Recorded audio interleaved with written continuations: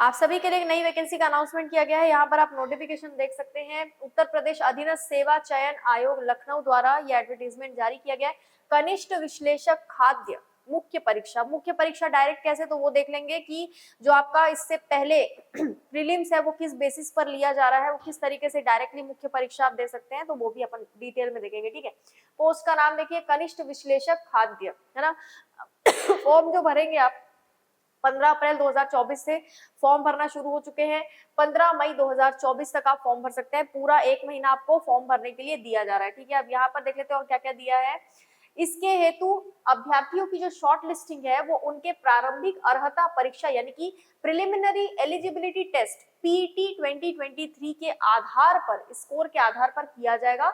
अतः इस परीक्षा में प्रतिभाग हेतु केवल वही अभ्यर्थी ऑनलाइन आवेदन करेंगे जो प्रारंभिक अर्हता परीक्षा यानी पीटी 2023 में सम्मिलित हुए हैं और उन्हें आयोग द्वारा स्कोर कार्ड जारी किया गया है। प्रारंभिक अर्हता परीक्षा में वास्तविक स्कोर अथवा नॉर्मलाइज्ड स्कोर में 0 या उससे कम या नेगेटिव अंक प्राप्त करने वाले अभ्यर्थियों को मुख्य परीक्षा के लिए शॉर्टलिस्ट नहीं किया जाएगा। सिंपल सी बात है, इसमें मुख्य परीक्षा इसलिए लिखा हुआ है क्योंकि पीटी 2023 में जो आपका स्कोर आया हुआ है उसके बेसिस पर आप यहाँ पर मुख्य परीक्षा दे सकते हैं। ठीक है, तो अगर आपने ये पेपर दिया था पीटी 2023 तो ही आप यहाँ पर अप्लाई कर सकेंगे। अगर आपने ये नहीं दिया था तो आप यहाँ पर अप्लाई नहीं कर सकते हैं। मार्क्स का भी कुछ क्राइटेरिया दिया गया है, वो भी अभी हमने देख लिया था। ठीक है, तो ये आपका जो कंफ्यूजन था कि कैसे मुख्य परीक्षा डायरेक्ट देंगे तो वो दूर हो गया होगा। ऑनलाइन आवेदन करने वाले अभ्यर्थियों के लिए upsssc.gov.in वेबसाइट दिया गया है। इसी के थ्रू आपको नोटिफिकेशन भी मिल जाएगा, किस तरीके से फॉर्म भरना है वो सारी डिटेल भी आपको यहीं पर मिल जाएगी। आवेदन की प्रक्रिया यहाँ पर लिखी हुई है। upsssc.gov.in के होम पेज पर लाइव एडवर्टीजमेंट सेगमेंट के अंतर्गत संबंधित विज्ञापन पर क्लिक करके उक्त विज्ञापन को डाउनलोड कर सकते हैं। उसके बाद सारी चीजें आप ये डाउनलोड कर दीजिएगा, ये नोटिफिकेशन। तो आपको एक एक करके पूरा प्रक्रिया यहाँ पर लिखा हुआ है, उसको आप खुद भी यहाँ पर पढ़ सकते हैं। ठीक है, आवेदन प्रक्रिया संबंधित निर्देश दिए गए हैं। ये आगे देख लेते हैं। एप्लीकेशन ये भी वही है, आवेदन प्रक्रिया से ही संबंधित है। माता पिता का नाम, ये सारी चीजें यहाँ पर दी गई है। अन्य विवरण अदर डिटेल्स के बारे में दिया गया है, ये डिक्लेरेशन के बारे में दिया गया है। अब देख लेते हैं बाकी और क्या हमारे लिए इंपॉर्टेंट है। तो देखिए, आवेदन शुल्क जो लिया जाएगा वो 25 रुपए लिया जाएगा, यानी कि फॉर्म भरने का जो फीस है वो 25 रुपए रहेगा। अनारक्षित या सामान्य, अन्य पिछड़ा वर्ग, अनुसूचित जाति, अनुसूचित जनजाति, ऑनलाइन प्रक्रिया शुल्क 25 रुपए ही सबके लिए है। कोई यहाँ पर आपको ऐसा नहीं है कि जनरल को अलग, ओबीसी को अलग, SC ST अलग। ठीक है, यहाँ पर आगे देख लेते हैं और क्या दिया। फॉर्म का प्रिंट आउट लेना है ना, ये सारी चीजें तो आप खुद भी पढ़ सकते हैं। इसमें हम लोग को डिस्कशन करने वाली कोई बात नहीं है।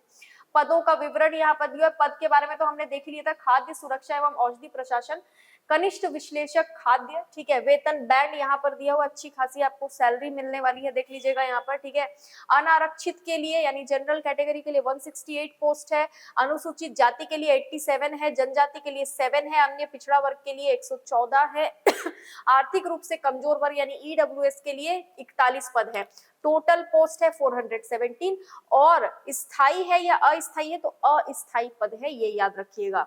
ठीक है, अब आगे और क्या दिया है वो देख लेते हैं।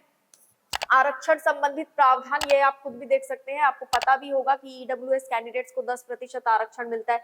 बाकी अलग अलग कैटेगरीज के हिसाब से भी जिस तरीके से हर एक फॉर्म में आरक्षण मिलता है अलग अलग कैटेगरीज को, सेम वही चीज यहाँ पर भी लागू होती है। ठीक है, अब बात आती है कि एजुकेशनल क्वालिफिकेशन क्या होना चाहिए। तो यहाँ पर आप देखेंगे, भारत में विधि द्वारा स्थापित किसी विश्वविद्यालय से रसायन विज्ञान या जैव रसायन विज्ञान या सूक्ष्म जीव विज्ञान या डेयरी रसायन विज्ञान या खाद्य प्रौद्योगिकी या खाद्य और पोषण में स्नातकोत्तर की उपाधि आपके पास है तो आप ये फॉर्म आराम से भर सकते हैं। मतलब काफी सारे ऑप्शन है आपके पास, इनमें से कोई भी एक डिग्री अगर आपके पास है संबंधित विषय में तो आप ये फॉर्म भर पाएंगे। एज लिमिट के बारे में यहाँ पर देख लेते हैं क्या दिया गया है। आयु सीमा, तो यहाँ 21 वर्ष से लेकर 40 वर्ष के बीच में आपकी एज लिमिट होनी चाहिए। मिनिमम 21 से कम हुआ तो नहीं भर पाएंगे फॉर्म।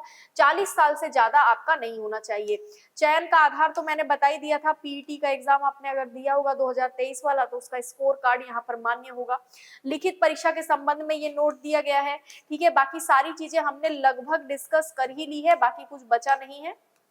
और अगर आपको कोई डाउट या कंफ्यूजन हो तो आप मुझे कमेंट बॉक्स में पूछ सकते हैं, बाकी सारी चीजें क्लियर होंगी। और ये वैकेंसी कौन से राज्य द्वारा निकाली गई है वो भी हमने देख लिया है।